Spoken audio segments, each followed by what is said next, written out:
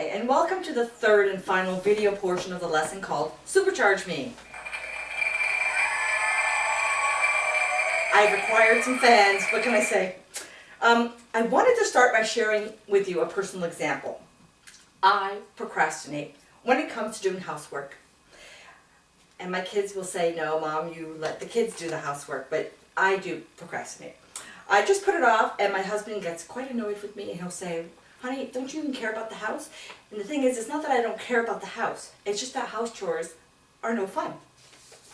Getting motivated to do housework is really easy, though. Okay, to make this happen, what I do is follow the three-step process. I'll show you. Three-step supercharge to motivation.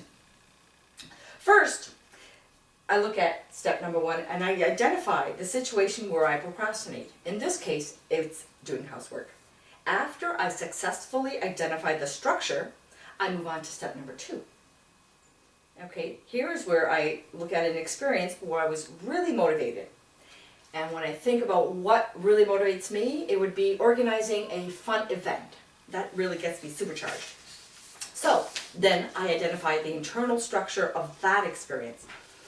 What I'm going to do after that is take both of these and create a column, a table with two columns. Okay, and you're going to see this in your workbooks as well.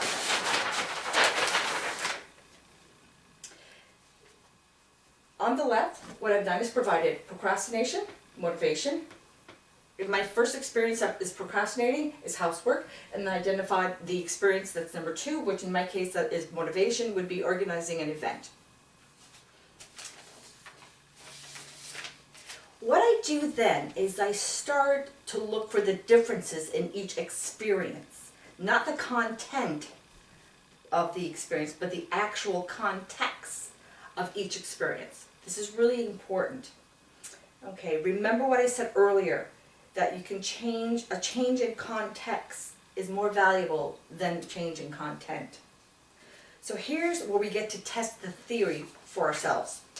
What you want to do is look at each experience. You may want to close your eyes when you're doing this exercise yourselves and notice the differences between the two experiences. The way I did that is by asking myself a list of questions. I also looked at the charts in your workbook of the submodalities for all the different learning types. The visual, the auditory, and the kinesthetic submodalities. So here's some questions that I asked that seem to resonate for me. First of all, is one image large while the other is small? And then what I did is actually wrote it down in the column that it pertained to.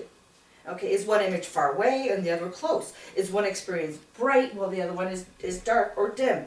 Is one black and white? Is one in color? Does one have sound with rhythm and the other one does not? Is one experience intermittent and the other one constant? Okay, fill these up. And I'll have you do the same when it's time for you to do your own. Okay? Now, as I began to notice these differences, I started to change my experience of procrastination to look like my experience of motivation. It really does work. I know that I need rhythm to do any kind of physical activity, whether it be exercising, whether it be housework. And my kids will attest to this, that if Mom is doing housework, there is blaring music in the house. Okay, and it's going to be mom music. Typically it's Celine Dion, for those who are interested to know. What I've learned is also, hence the sound, this totally resonated. The other thing is, I learned that visualizing color. I hadn't thought about that. That housework, when I look at housework, I look at it in black and white versus looking at it in color. In my mind's eye, I feel the housework also is intermittent. It's like an intermittent poke, a nudge. You know, like, come on, get going, which is very annoying and is not motivating. Okay, where on the other side, I saw organizing an event as a constant, meaning there was a sense of urgency, there was a sense of, woo, let's go and do this. Okay, so I wanted to bring that constant over here. So to change that poke from nice to get done to become time to get her done. Okay, for me, it put the urgency in the experience. Funny how when I have an outside influence, like companies coming, suddenly the urgency is automatic. Okay, but we don't have company all the time, so I don't always have that outside influence. So I have to create it for myself. So, guess what happened after I did this exercise? Within 15 minutes, I started doing housework. Seriously, I did. Because it's also the weekend and it's time to do it. But that's beside the point. Okay, seriously, this process really does work, and it is powerful. The reason it works is because you're working with the source of your behavior. Okay, you're working in how you think and how you perceive. You know, from the get-go, this whole exercise, this whole lesson is based on how your thoughts influence your feelings, which in turn influence your activity. Okay, so what we want to do is change the thoughts, which you have control over, to change those feelings to get you into action. Are you getting excited yet? Okay, now it's going to be your turn to learn. This is where it gets fun for me. What I want you to do is go back to the experiences that you identified in the icebreaker at the very beginning of the lesson. I want you to go back to page 7 of your workbooks and be able, so you can fill in the actual charts that I provided there for you. Now before we go there, okay, actually go there, get yourself set up, and pause the video if you need to, come back, and then we'll get started on your learning. Okay. Now what I want you to do is start thinking of that experience where you were procrastinating. It could be something as simple as getting out of bed in the morning, okay? Whatever your experience is, make sure that it's specific, a specific example of a time when you were procrastinating. Now, I want you to bring that image up in your mind, and on your sheet, called on the left side, procrastination, write down that experience. Then, I want you to do the same thing for motivation.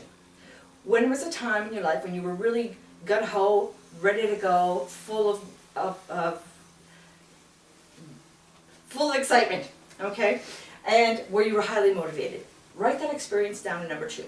Okay, hopefully these are the 2 experiences that you identified at the beginning, just to make things a little easier for you. Now, what we're going to do is the next step, okay? Think about these experiences, think about them in your mind's eye, not about content of the experience, but the context. How did you feel? Okay, and what I'm going to do is I'm going to go through a list of questions based on the submodalities, not all of them, but several of them from the different lists. And I want you to write down, if there's anything that resonates for you, to write them down where it's appropriate, just like I had done with my exercise. So here we go. Is one image large while the other image is small? Is one image, oh, let you write that down. Is one image far away while the other one is close? Is one image bright while the other one is dim? Is one image moving and the other one is static? Is one image a slideshow where the other one is a movie? Does one image have a border and the other one is borderless? Does one image have color while the other one is black and white? Is one image centered while the other one is panoramic? Is one image above eye level while the other one is below eye level? Is there a voice with one image, with one experience, and not with the other? Is there a voice that's loud while another one is quiet? Okay, we're just going to stop there. I want you to notice the differences and then write them down on your table like I did.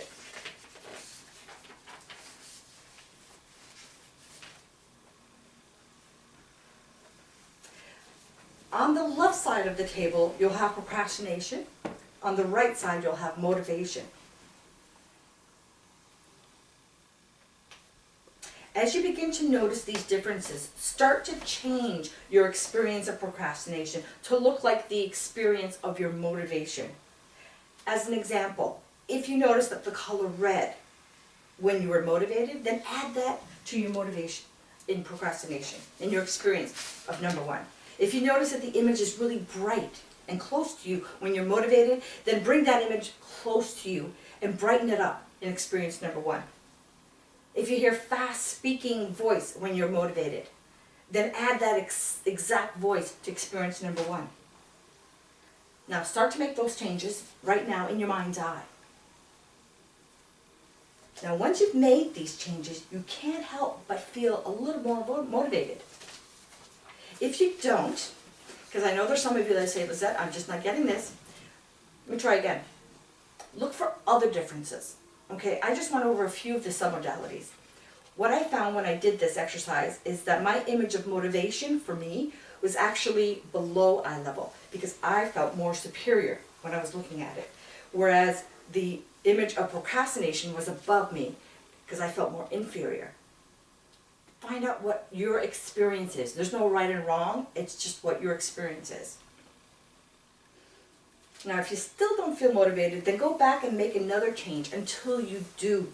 Remember what I said earlier, your job is to find out which one of these submodalities are your greatest influence. What are your hot buttons? Okay, and how you feel. And the way to do that is by actually playing with your perception, your internal experience. It's amazing how simple this is, but like most things in life, the really simple ideas are also the most powerful. This concludes my lesson. So I want to thank you all for your attention and for participating. Please refer to page number 12 of your newsletter to wrap up the lesson. Thank you so much.